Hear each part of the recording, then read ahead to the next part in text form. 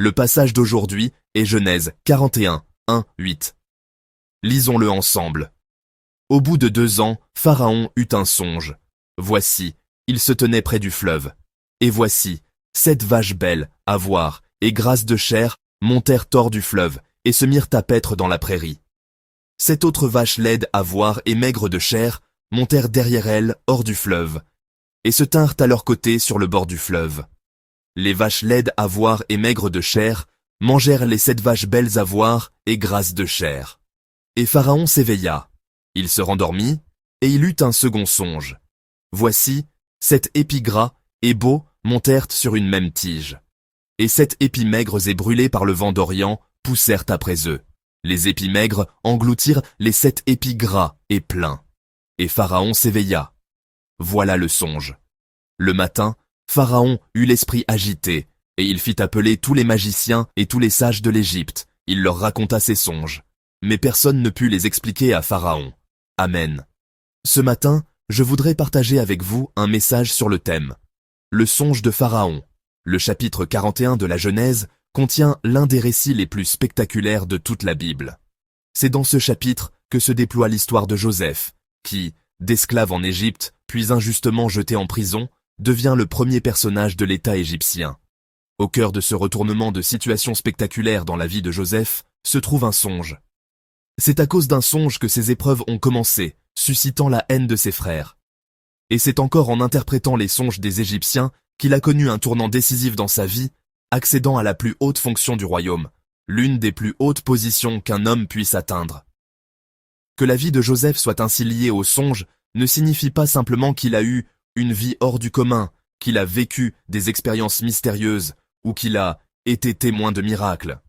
À travers les songes, Dieu révèle à l'avance ses desseins et donne la sagesse pour les interpréter, permettant ainsi à ces événements extraordinaires de se produire. Ainsi, dire que la vie de Joseph est liée au songe équivaut à dire « ceci n'est pas l'œuvre de l'homme ». Cela signifie que sa vie n'est pas le fruit d'efforts humains ou de plans humains, mais qu'elle est entièrement l'œuvre de Dieu. On ne fait pas de songes par simple volonté, c'est Dieu qui les donne. Et dans le passage d'aujourd'hui comme dans le précédent, nous voyons qu'un songe ne peut être interprété par des moyens humains. C'est Dieu qui doit donner la sagesse pour l'interpréter. Par conséquent, le fait que la vie de Joseph commence, se déroule et s'achève au travers des songes signifie que Dieu tient cette vie dans sa main et qu'il la dirige. Je prie au nom du Seigneur pour que nos vies, comme celle de Joseph, soient des vies que Dieu tient, qu'il dirige, qu'il conduit et qu'il déploie selon sa volonté. C'est Dieu qui donne les songes, et c'est Dieu qui les accomplit. Comme je l'ai dit à plusieurs reprises, le livre de la Genèse est un livre qui nous demande de nous concentrer sur Dieu lui-même, sur Dieu seul. Dans le passage précédent, 2 officiers du roi ont eu des songes, et Joseph les a interprétés. Conformément à l'interprétation de Joseph, l'un d'eux a été rétabli dans ses fonctions, tandis que l'autre a été mis à mort. Aujourd'hui, c'est Pharaon qui a un songe. Quand on pense à Pharaon, il faut toujours garder à l'esprit qu'il n'était pas simplement un souverain puissant ou un chef de guerre redoutable. Pharaon était, à cette époque, considéré comme un dieu. Un dieu ne doit rien ignorer. Il ne doit ni tomber malade, ni mourir. Par conséquent, un dieu ne peut connaître ni la peur, ni l'inquiétude. Et pourtant, que fait ce Pharaon dans le passage d'aujourd'hui? Il est tourmenté. Il est en proie à la peur. Son cœur est profondément troublé, incapable de trouver la paix et la tranquillité. Le tourment de Pharaon est devenu le tourment de tout le pays. Le trouble de Pharaon était tel qu'il a agité toute la nation. Lisons ensemble le verset 8 de notre texte d'aujourd'hui. Le verset 8. Le matin, Pharaon eut l'esprit agité, et il fit appeler tous les magiciens et tous les sages de l'Égypte. Il leur raconta ses songes, mais personne ne put les expliquer à Pharaon. Amen. Le tourment de Pharaon est différent de l'inquiétude des 2 officiers du passage précédent. Eux avaient eu leurs songes en prison, et c'est là que résidait leur problème. Étant prisonniers, ils ne pouvaient trouver personne pour interpréter leurs songes. C'est cette impuissance qui les rendait inquiets. Mais Pharaon est différent. Pharaon avait le pouvoir de convoquer tous les magiciens et tous les sages d'Égypte. Il les a donc tous rassemblés dans son palais. Mais quel en fut le résultat? Le même. Personne ne fut capable d'interpréter le songe. Les 2 officiers n'avaient aucune possibilité de rencontrer des gens ou de demander de l'aide. tandis que Pharaon a utilisé toutes les possibilités à sa disposition, sans pour autant résoudre son problème. Être entouré de nombreuses personnes ou pouvoir solliciter leur aide ne garantit pas la résolution d'un problème, car dans les deux cas, le tourment et l'inquiétude proviennent finalement de la même cause, d'une seule et même raison, l'absence de Dieu. C'est cela le problème, ne pas connaître Dieu, voilà la source du problème. Comme Joseph le confesse en Genèse 40, verset 8, c'est à Dieu qu'appartiennent les interprétations. Loin de Dieu et sans connaître Dieu, on ne peut résoudre les problèmes. Pourquoi cela est-il arrivé? Pourquoi ma vie est-elle devenue si compliquée? Sans Dieu, sans l'aide de Dieu, il est absolument impossible de comprendre. Même si l'on est entouré de nombreuses personnes à qui l'on peut confier ses soucis et demander de l'aide, la situation n'est finalement pas très différente de celle d'une personne isolée. Le problème ne se résout pas. Car ce n'est pas une affaire que les hommes peuvent régler. C'est une affaire que seul notre Dieu peut régler. Chers frères et sœurs, présentez vos problèmes à Dieu. Alors, ils pourront être résolus. Demandez de l'aide à Dieu. Alors, vous recevrez de l'aide.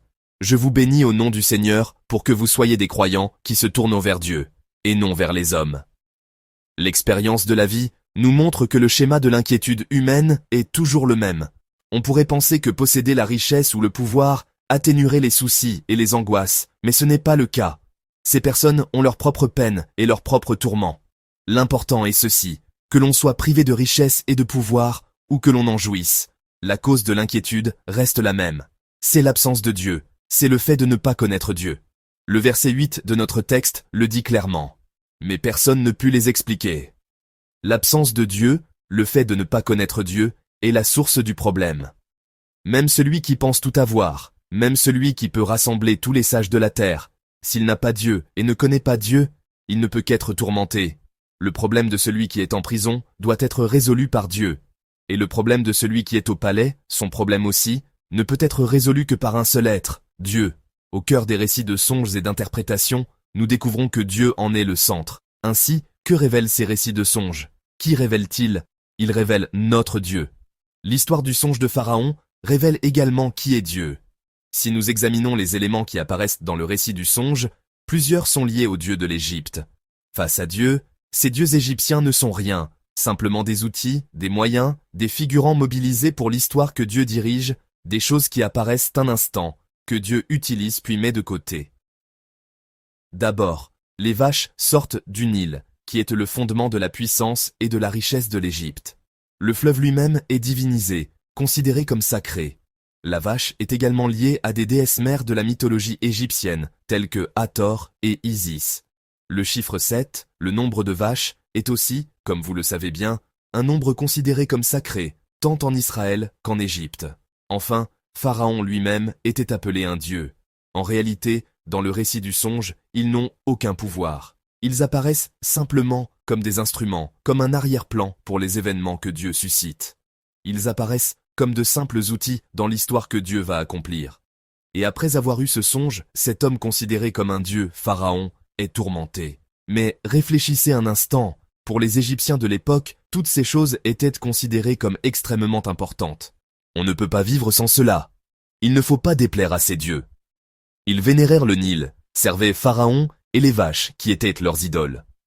Les Égyptiens de cette époque considéraient toutes ces choses comme des dieux, comme des absolus. Mais en réalité, qu'en est-il? Ont-ils un quelconque pouvoir? Pas du tout. Ils n'ont aucun pouvoir et ne sont en réalité rien. Ils ne sont que des instruments que Dieu utilise. Ils ne sont que des éléments de décor qui apparaissent dans le songe que Dieu veut montrer. En regardant nos propres vies, nous constatons que nous vivons souvent de cette manière. C'est pourquoi les soucis apparaissent.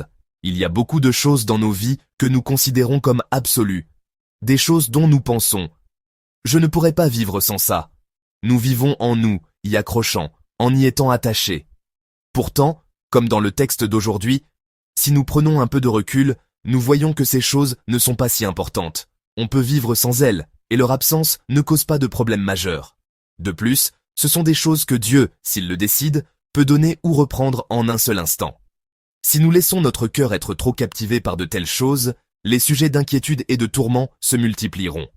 Si, en dehors de Dieu, il y a quelque chose qui captive trop notre cœur, nous finirons par vivre prisonniers de l'inquiétude et du souci.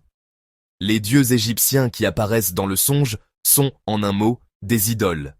Nos cœurs aussi peuvent être captivés par de telles idoles. Examinons nos cœurs, et en vivant cette journée, décidons de ne pas laisser ces choses nous dérober notre cœur, mais de regarder uniquement vers notre Dieu.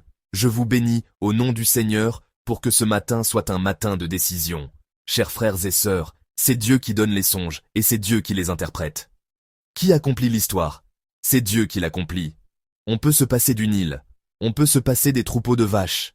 Si nous avons Dieu seul, il peut nous accorder toutes ces choses en abondance. Une aide humaine abondante ne résout pas forcément les problèmes, et son absence ne signifie pas qu'ils resteront sans solution. C'est seulement lorsque Dieu est avec nous que les problèmes peuvent être résolus. Vivons en nous concentrant sur ce Dieu. Les choses encombrantes qui nous entourent et qui captivent notre cœur, ces choses que nous considérons comme indispensables, ces choses qui, peu à peu, sont devenues des idoles dans nos vies et ont pris la place de Dieu. Rien de tout cela n'est vraiment important. Ce n'est pas cela qui gouverne nos vies. Le Nil dans mon cœur, Hathor ou Isis dans ma vie, et Pharaon, déposons tout cela. Offrons nos cœurs à Dieu et vivons cette journée en nous concentrant sur notre Dieu. Je vous bénis au nom du Seigneur.